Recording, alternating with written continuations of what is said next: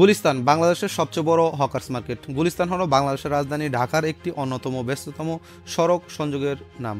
গুলিস্তান নামটি এসেছে ফার্সি ভাষা থেকে, যার অর্থ ফুলের বাগান।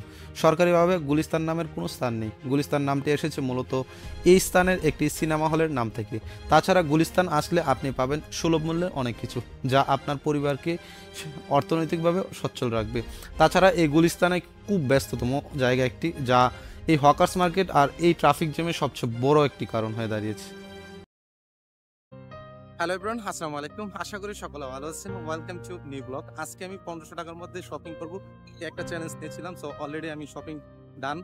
সো কি কিনেছি এবং এটার আউটফিট কেমন হয় এটাও আমি আপনাদের সাথে শেয়ার করব। সো আমার এই ভিডিওটি দেখতে থাকুন এবং আমার সাথেই থাকুন। চলেন শুরু থেকে শুরু করি। প্রথমে আমাকে রাস্তা পার হতে হবে। আমি চলে আসছি মূলত বাসাবো থেকে। বাসাবো থেকে আমি সিএনজি করে এসে নেমেছি এই গুলিস্তান চত্বর। আর এখন আমাকে রাস্তা পার হতে হবে। সো রাস্তা পার হতেই সবচেয়ে বড় বিপত্তি, এখানে কোনো ফ্লাইওভার নেই। তবে আমি ইচ্ছা করলে পাতাল যে রাস্তাটা আছে এটা ব্যবহার করতে পারতাম, বাট এই জ্যামের মধ্যেই আমাকে হুড়ুড়ি করে যেতে হচ্ছে। সো ফাইনালি আমি চলে আসলাম এই ভাইয়ের দোকানে, আর ওনার কাছ থেকে আমি মূলত একটি শার্ট কিনবো।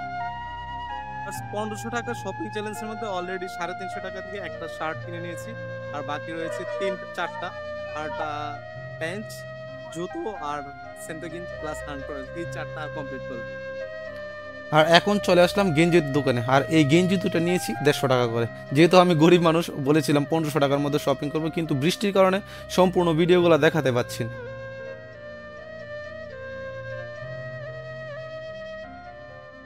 অলরেডি আমার শার্ট প্লাস গেঞ্জি দুইটা কিনা শেষ।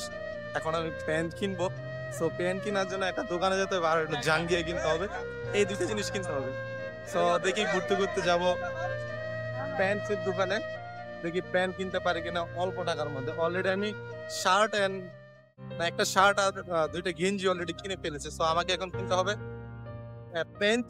সো শার্ট এন্ড কিনা শেষ, গেঞ্জি কিনা শেষ, এখন হচ্ছে প্যান্টের দোকানে একটা প্যান্ট লাগবে চিপ রেটের মধ্যে।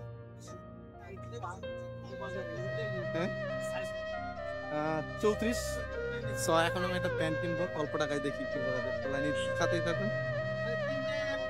কালোর মধ্যে দিবেন, ঠিক আছে? কালারটা দিব ভাইয়া। কালো কেমন টাকা পড়বে? একদম 450 এ কমর তো হবে না আমার কমর। আচ্ছা একটু দেখি আগে কমর দেখেন।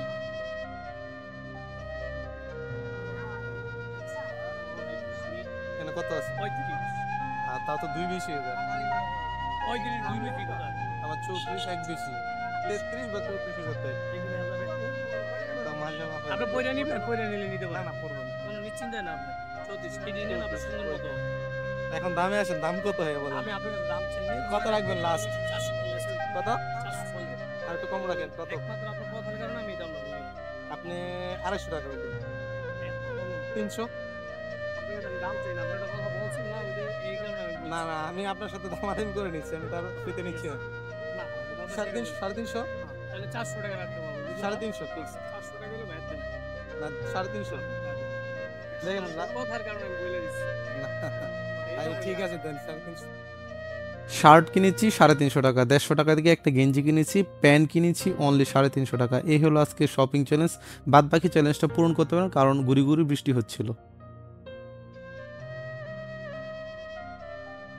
ফাইনালি আমার প্রায় শপিং শেষ বলতে গেলে। যে চ্যালেঞ্জটা নিয়েছিলাম অলরেডি কমপ্লিট করে ফেলেছি, কিন্তু অনেক ক্রাউড ছিল যে কারণে কথা বলতে পারে নাই। সো এখন আমি যাচ্ছি সচিবালয়ের দিকে, আর ওখান থেকেই শেষ করব।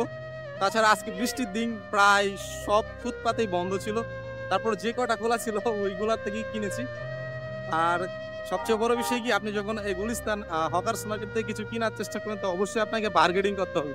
আর যদি আপনি বার্গেনিং না করতে পারেন তাহলে দেখা যায় কি অনেকটা ঠকে যেতে হবে। তারপরও আমি এত কিছু জানার পরেও একটা প্যান্ট আমি 350 টাকাতে নিয়েছি। সো এটার আউটফিট দিব, কেমন হয়েছে অবশ্যই কমেন্ট করবেন যে আমি এই টাকায় কিনেছি। কতটুকু আউটফিট আসে এটাও আমি আপনাদের সাথে শেয়ার করব।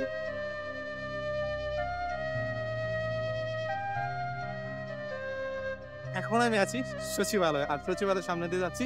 যেতে যেতে আজকের ব্লগটি সমাপ্তি করব। যখন আপনি এই গুলিস্তান বা হকার্স মার্কেটে কখনো কোথাও যাবেন, সো আপনাকে অবশ্যই দামাদামি করতে হবে। দামাদামি করে কিনতে হবে। আর আমার পিছনে কিন্তু সচিবালয়, যেহেতু সচিবালয় আমার প্রায় প্রিয় আসা হয়। সো আজকের মতো এখান থেকে বিদায় নিচ্ছি, দেখা হবে নতুন কোনো ভিডিওতে। এ পর্যন্ত ভালো থাকুন, সুস্থ থাকুন, আল্লাহ হাফেজ।